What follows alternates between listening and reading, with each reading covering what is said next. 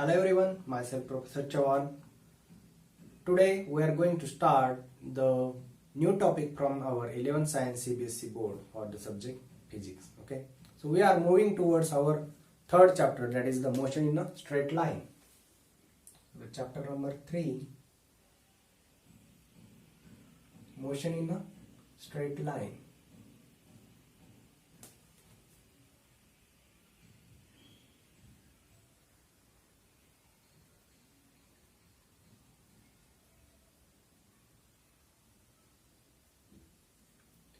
Up till now, in the first and the second chapter, we have studied about the different fundamental quantities and different derived quantities which we are using our physics.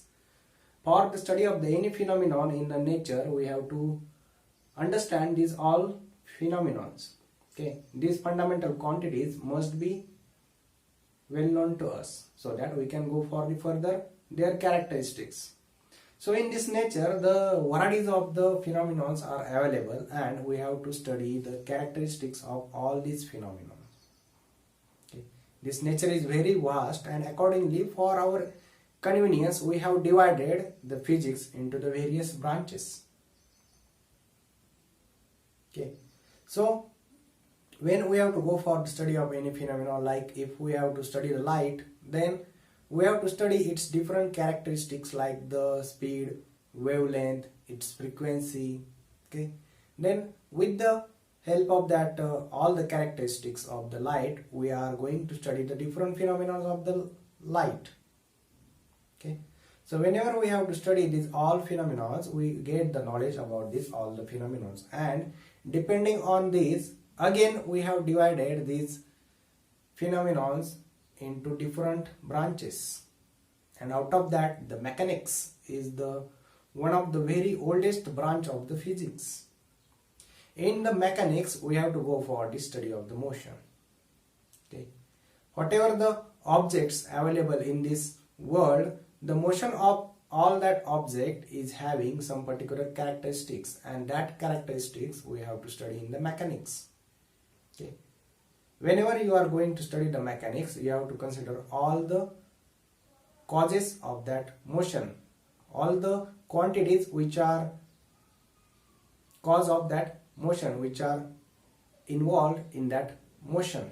Okay, so whatever the phenomena we are going to study in the mechanics, in that first of all there are also the three types. In the first we have to study the motion of the object. If it is in a motion, then if its speed is large or the speed is low or speed is high, then which are the quantities behind its speed, why that object is with a higher speed, why that object is with the lower speed, that we have to study.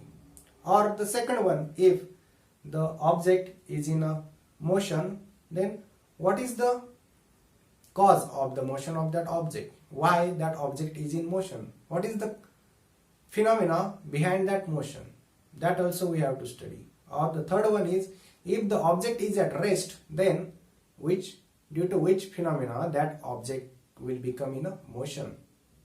Okay, so in the mechanics we have to study the first one is the, if object is in motion, if object is in motion, then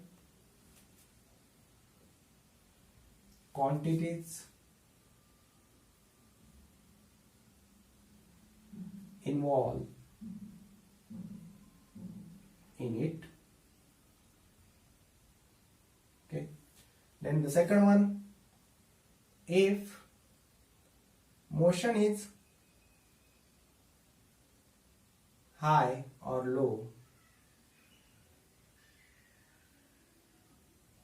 then quantities involved in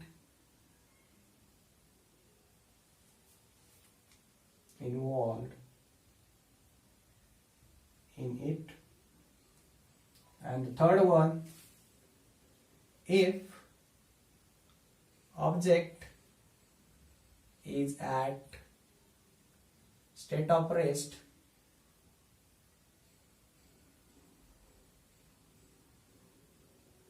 then how it can be in motion.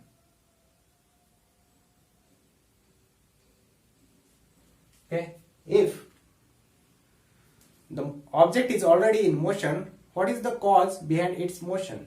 Or the second one, if the object is in motion, then if its motion is high or it's low, then which are the quantities involved in it? Or if the object is at rest, then how can it be in a motion? Which are the causes of the body to be in a motion? That all the studies we have to do in the mechanics. Okay, if we are going to apply some force on any body, then what will happen there? If it is initially at the rest, then it will get accelerated. It will start its motion. Okay, then for covering how much distance, we have to apply how much force and how much time that body will require to travel up to some particular distance.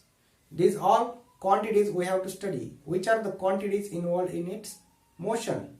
Okay, when the object is at rest, we have to apply some force. Then how much amount of force we have to apply? For how much time we have to apply the force? And after applying that force, how much is the acceleration we are getting, and how much is the distance we can get from that? We have to go for the study of this all the phenomena. Okay, so depending on this, we have to go for the 3 more branches of the mechanics. Okay, we have to study the 3 more branches of the mechanics. So out of that, first one is the kinematics. Okay, first one is the kinematics.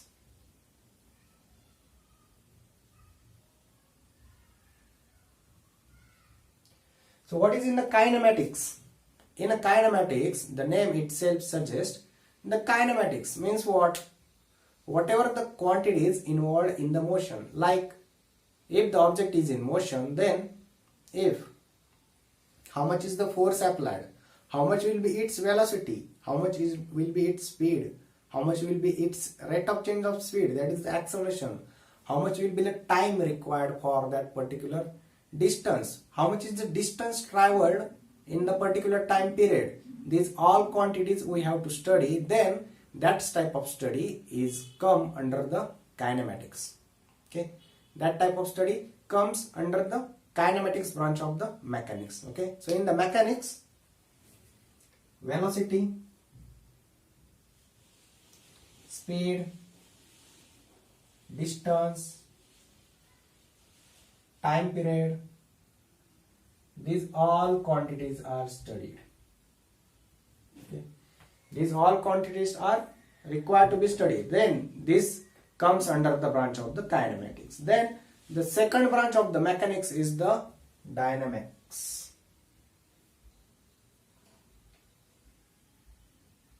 Okay, in a dynamics, if there is the involvement of the force, okay, for applying the force, how much amount of force we have to apply, how much will be the time period of the application of the force, and after applying the force, what is the effect of that, what is the cause of that application of the force. Okay, that all the study, if we have to do that, all study comes under the branch of the dynamics. Okay, so what is in the dynamics? Whenever we have to go for the study including the force, whenever there is the study involving the force, then that study of the motion is known as the dynamics. Okay, so whenever we have to go for the study of force, whatever the laws of force, whatever will be the rules for the application of the force, these all comes under the dynamics. Okay, so in the dynamics, we have to go for the study of the force, study of the laws of the force, study of the rules of the force, and whatever will be the cause after application of the force. Okay, so in the dynamics, particularly we have to concentrate on the force. Okay, so when involvement of force is studied in motion. Okay, when the involvement of the force is studied in a motion, then that type of a study is known as the dynamics, because we have to go for the study of laws of force, the rules of the application of the force, whatever the time period for that particular force. So these all study comes after the knowledge of the application of the force, the laws of force. Then and then only we can go for the study of the involvement of the force in that particular motion. Okay. So this is about the second branch. Then the third branch of the mechanics is the statics. Okay. In the statics,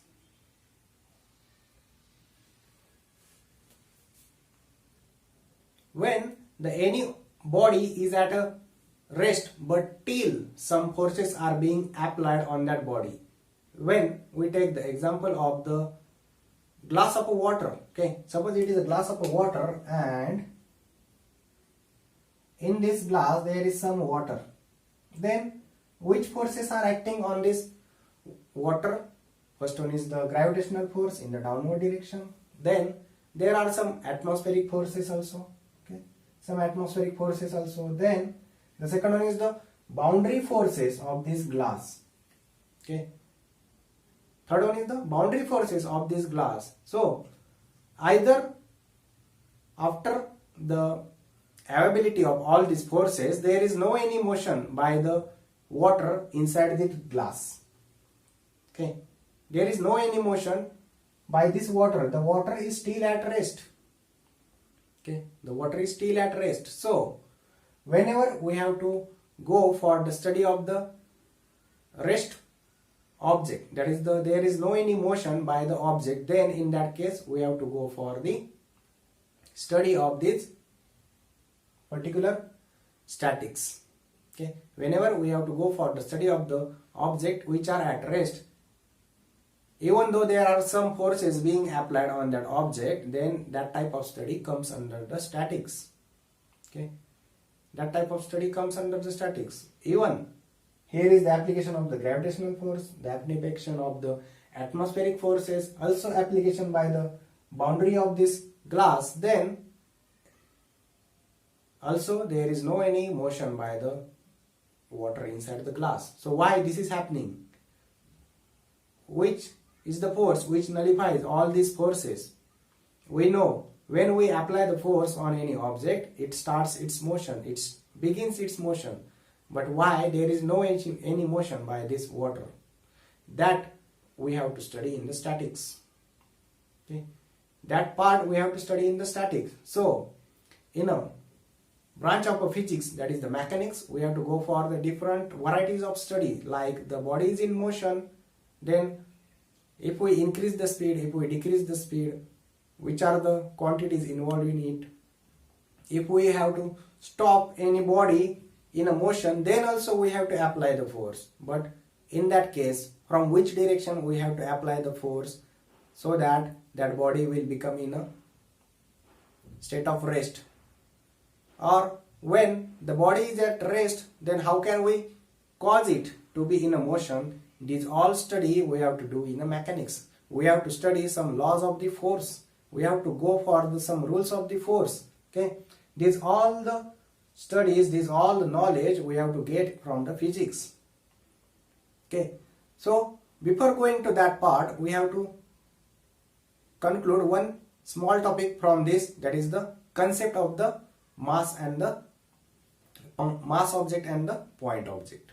Okay, concept of the mass object and the point object. So whenever we are going for the study of this mass object and point object, one thing we have to remember, that whatever the laws of the force, whatever the laws of the kinematics applied, those are applied for the point object and not for the mass object. Okay, these all rules, these all laws are applicable for the point objects. Then what is the point object or what is the mass object? Okay, we know the system of particles, the body is made up of a number of particles and one body mass, we call it as the system of particles, but one individual point we call it as the point object. But we have to go for the study of the point object and the mass body object according to their particular reference, with reference to which we are calling it as the point object, with reference to which we are calling it as the body mass object, that we have to study. Okay, so the next part from this is the concept of the mass object and the point object. Okay, so remember these three branches of the mechanics. Those three branches we have to study, or you have to study briefly when you go for the engineering. Okay, in that there is one subject, the mechanics, in the first year of the engineering. Okay, so either you go for the mechanical, either you go for the science, IT, electrical, in any branch of the engineering you have to study the mechanics briefly, because there is one subject for it. Okay, so the next part is the concept of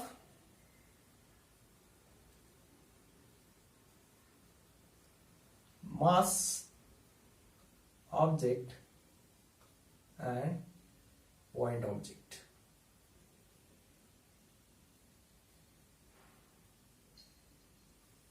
Okay, but before going to the concept of the mass object and the point object, we will see what is the motion and what is the rest.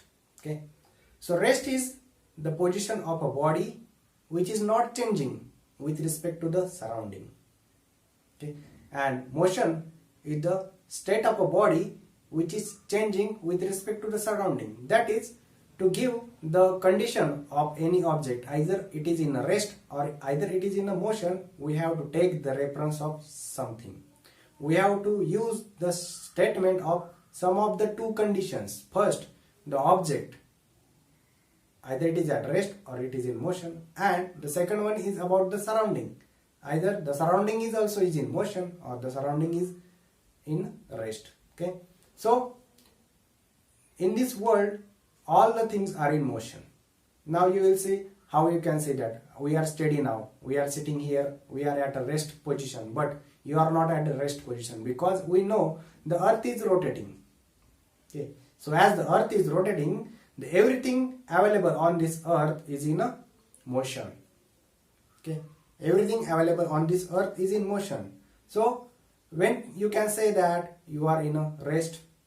Okay, so for our purpose we are taking some reference, and with respect to that reference we can say that we are at rest. Suppose you are sitting on this bench. Okay, so if you are sitting on this bench and I told you that you are in a state of motion, but with respect to what? You can say that you are not in a state of motion. Okay, but in that case what is important, that with respect to what you are pronouncing, you are giving your state of position. Okay, with reference to which you are giving your position, that is the important. Okay, so you are sitting on the bench and you are in a state of rest. So with respect to what? With respect to this classroom, this table, with respect to me, but you are not in a state of rest with respect to the sun, because the earth is rotating. Okay, because the earth is rotating. And if I consider this pen, okay, I consider this pen and I told that the pen is at the rest position. Okay, the pen is at the rest position. Then what you can say that yes, it is at the rest position. It is not changing its position. But when my hand becomes in a motion, then what you can say? What you can say here? That pen is in motion. No. What is in motion? My hand is in motion. Okay. So in this case also this pen is in a state of rest with respect to my hand. Okay. The pen is in state of rest with respect to hand. But if I consider this pen and this hand as a complete one system, then this hand is not in a state of rest. It is in a motion with respect to you. Okay, with respect to your bench, with respect to this board, this pen is in a state of motion. but with respect to this hand, this pen is in a state of rest. So likewise, similarly, you are like this pen and you are sitting on this bench, but this bench is on this earth. So the earth is rotating, and with respect to that, you are also rotating. Okay, the earth is rotating, and with respect to that, you are also rotating. So if you take the reference of your sun with respect to the Mars, with respect to the moon, then you are in a state of motion. Okay, so whenever we have to give the state of motion or the state of rest, we have to take some reference. Okay, suppose we are considering one passenger sitting in the train compartment. Then if the train is at the platform, then that passenger is at the state of rest. Okay, with respect to the train also, and with respect to that platform also. The passenger is in a state of rest with respect to the platform. Now you can say that, but when the start of the train will begin its motion. Okay, then at that time you can say here that the passenger in a state of motion, but with respect to what? There are two surroundings. The first one is the train and the second one is the platform. So in this case, you have to give the complete statement that the passenger is in motion with respect to platform. Okay, the passenger is in motion with respect to platform, but the passenger is in rest with respect to the train compartment. Okay, the passenger will be at rest with respect to the train compartment because the passenger is not leaving its position. The passenger is sitting on his bench, is sitting on his seat, and he is not going anywhere. He is just sitting inside that compartment, and the compartment is moving now with respect to the platform. So here the two conditions you can give about that passenger, that the passenger is in state of motion with respect to the compartment, and the passenger is in a state of rest with respect to the compartment. Okay, the passenger is in a state of motion with respect to the platform, and the passenger is in a state of rest with respect to the train compartment. Okay, so whenever you have to describe the state of any object, the state of any thing available on this earth, you have to give the reference of that particular surrounding also. We have to think about the surrounding whenever we have to give the position, the state of the any object or the any body. Okay, so what is important in the state of rest and in the state of motion, we have to think about the surrounding. We have to give the reference of the surrounding, and then only we can get the idea about its condition, either it is in rest or it is in a motion. Okay, then we'll move towards the topic, that is, it is in a point object or a mass object. So if we consider one grain, okay, so how is the grain size? It is very small. Okay, it is a very small, so we can call it as the point object. Okay, so compared to all the universe, this grain can be considered as a very small object. We can call it as the point object. But if I take one needle, okay, if I take one needle, then with respect to that needle, the top of that needle, if I compare with respect to that grain, then grain is a very large size because the top of that needle is very small. So in this case, the grain is not a point object. Okay, the grain is not a point object, but the needle of the top of the needle is the point object. Okay, top of a needle is a point object. Then if I consider one atom, okay, if I consider one atom, then comparing to that atom, how is the size of that top of the needle? It is a very large. Okay, it is a very large. Comparing to the size of the atom, the top of the needle is very large. So in this case, again, what is important, that with respect to what you are comparing that particular thing, on that basis only you can give either it is a point object or not. Okay, firstly, when we compare the grain, we can say that the grain is a very small size, but when we compare the top of the needle with respect to the grain, then the grain is not the point mass. Okay, grain is not the point mass, but the needle is the point mass.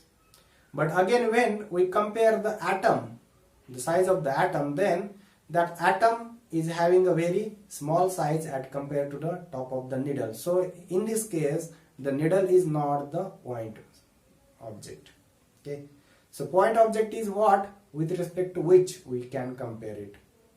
Okay, with respect to what we can compare it, then and then only we can give either it is the point object or the not. Okay, so what is the point object? It is the point object. It is size of object comparing to the surrounding.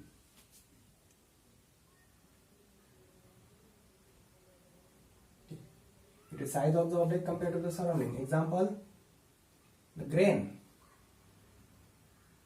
is point object compared to surrounding.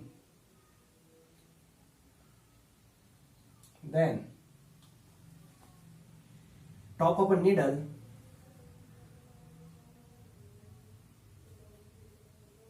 is a point object and grain is not.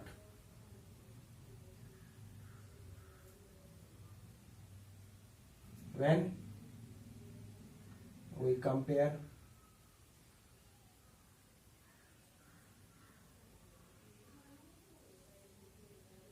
between these two, okay, then third, atom is the point object.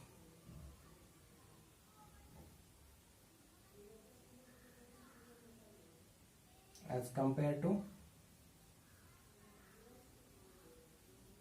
top of a needle.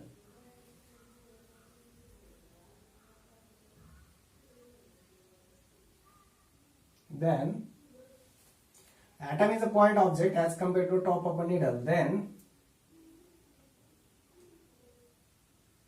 if we compare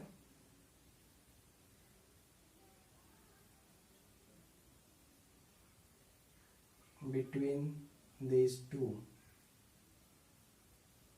okay, so what is important in the definition of the point object, that with respect to what we are comparing it.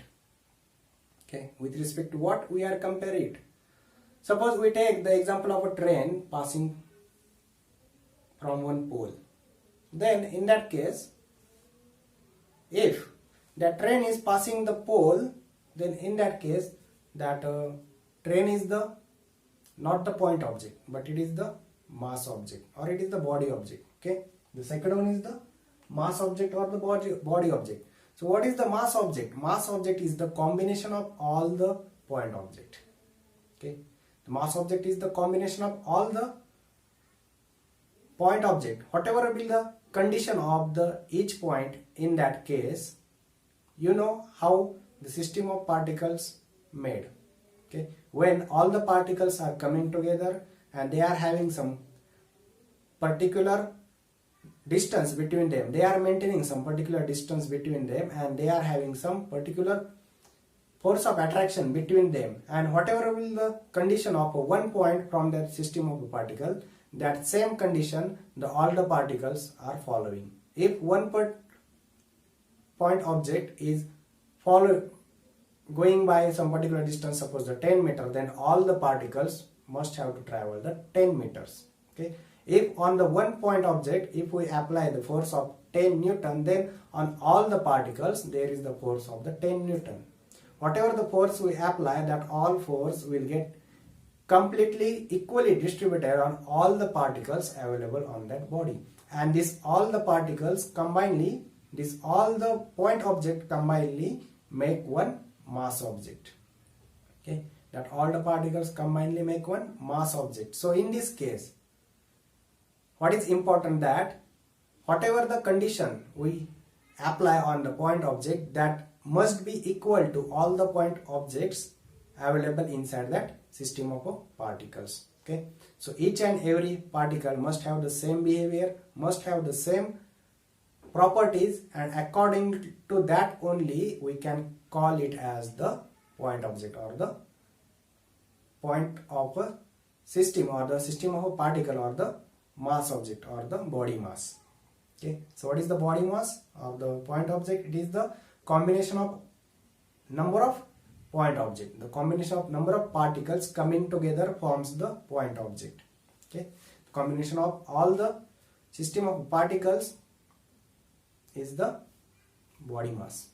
Okay, so that is the body mass. Now in that case, if we take the example of a train passing from the pole, okay, suppose the train is passing one pole, then in that case what is the point object and what is the mass object?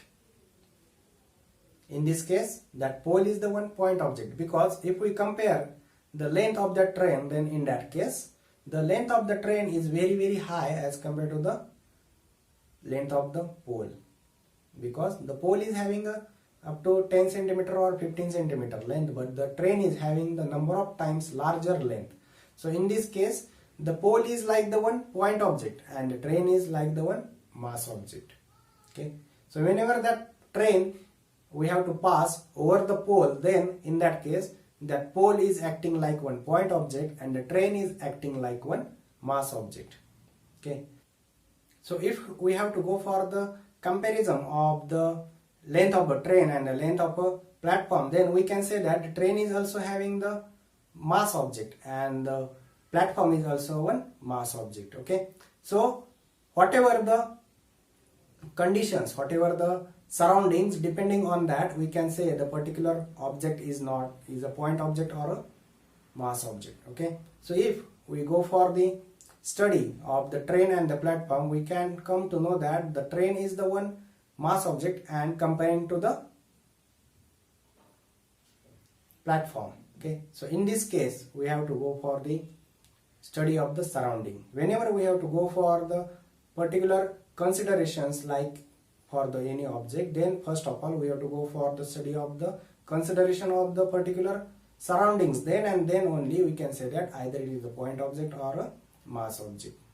Okay, it is a point object or a mass object. So if the train is traveling from the Delhi to Pune, then it has to travel up to 3000 kilometer. Okay, then in that case, as compared to the distance, the length of the train is very small. Okay, as compared to the distance, the length of a train is very small. Then in that case, we can say that the train is one point object. Okay, we can say that the train is one point object because compared to the length or the distance travel, the length of a train is very small. Length of a train is very small because it is, we are comparing it with respect to the distance from the Pune to Delhi. Then comparing to that distance, the train is very small. So whenever we have to go for the particular phenomenons like the point object and the mass object, we have to go for the phenomenons and their surroundings. We have to go for the surrounding only, and then only we can consider either it is a point object or it is a mass object. Okay, so as we know, the laws of the force and the rules of the force are applicable to the point object only. So whenever we have to go for the application of the point object, the application of the rules of the forces, then we have to convert this mass object into the point object, or we have to apply these rules, these laws only on a force. Okay, only on that particular point object only. Then and then only we can go for the application of this all, because whatever the rules or whatever the laws are applicable only for the point object. So whenever we have to go for the study of these all the forces, we have to consider that particular thing is one point object or the system of a particle.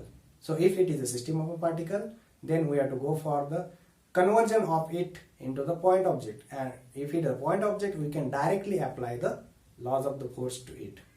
Okay, so whatever the conditions, whatever the surroundings available there, depending on that only we can go for the application of the force and application of the rules of the force, and that we have to study in the physics. Okay, so that's why this concept of the point object and mass object is very important. Okay, it is very important, because if we don't know about the point object and the mass object, then we can't go for the study of these all the things. Okay, and in that it is also important that what is the point of, what is the rest and what is the motion, because whenever we have to go for the rest, then we have to consider the condition of the surrounding. We have to compare, we have to take the reference of the surrounding only, and then only we can say that the body is in rest or the body is in motion.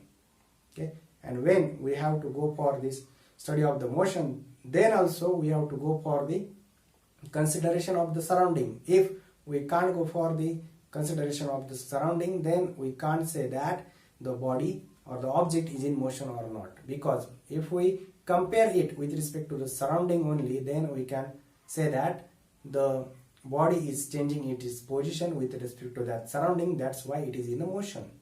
Okay, so the concept of the rest and motion and the concept of the point mass and the body mass is also very important while going for the application of the force, because whatever the study we are going to do in this straight line motion, in that we have to go for the application of the laws of the mechanics.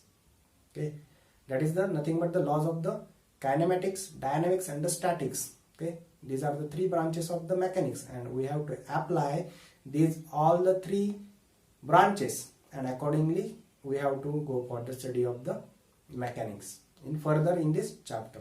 Okay, so if we take the example of a monkey sitting on the top of a man who is following the circular path in circles. Okay, so in that case, that monkey is either a point object or a mass object. What you can say about it?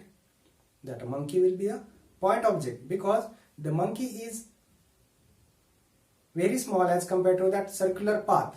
Okay, it is following that circular path, and if we go for the size of that monkey as compared to the path to be traveled, in that case that monkey is the one point object. Okay, that monkey is one point object. But when we have to go for the one train moving between the two platforms, then in that case we have to consider that train as the one point object, because compared to that distance traveled, that train compartment, that train engine is very small if we go for the length. Okay, then if we consider one ball, you are playing on the cricket ground. Okay, so when the bowler throws that ball will get spin after hitting the ground. Okay, then in that case either that ball is the one point object or the mass object. The ball is the mass object, because the ball is touching that ground at a very smaller point, not on that total ground. It is touching at a very small point. So either the size of the object affects the motion. So for that purpose, what is important? The length of that object. Because if a train is traveling for 100 km per hour for a distance of 2000 and it is having the 5 compartments, okay, then it will take the 20 hours. Okay, it is traveling with a 100 km per hour for a distance of 2000 km. Then it will travel that distance in a 20 hours. And now if we remove the 5 compartment, if we add the 5 compartment to it, now it will travel with a 10 compartment. Then in that case, how much time it will get? It will take the same 20 hours, because it will travel with the 100 km per hour again. Because compared to that total distance, that length of the compartment increased from 5 to 10 is very small. So in that case, the train is the point object, and there is no any change, there is no any effect of the increase in the length of the train as compared to the distance travel, because the train has to travel the 2000 km, but the length is increased by particular meter. Okay, so in this case, the train we have to consider as the point object. But when the train is passing from the pole, then in that case the length of the train matters, because the length of a train is very large as compared to the size of the pole. Okay, the pole will have the size of very small as compared to the train. So in this case the train has to be considered as the mass object or the system of a particle. So whenever we have to go for the study of the involvement of the particular things, then if the motion of that particular body affects some particular parameters, the motion parameters, then in that case we have to consider that particular object as the mass object, because the length of a train is very large. Whatever the motion parameters are there, we have to study. But when the train is like one point object, then in that case we don't have to study the length of a train, because it is one point object, and whatever we apply the force, whatever the application of the laws of force, the rules of the force, we can directly apply on that train in case of the point object. But we cannot apply that total laws and total rules again in case of a pole and a train, because in this case the train is one system of a particle, one mass object. Okay, so depending on this we have to study the mechanics, either they are the point object or the mass object, or we have to consider the motion parameters or not. Okay, so that part we will see in the next lecture. Depending on the motion is also divided into the 5-6 types of motion. Okay, so that part we will study in the next lecture.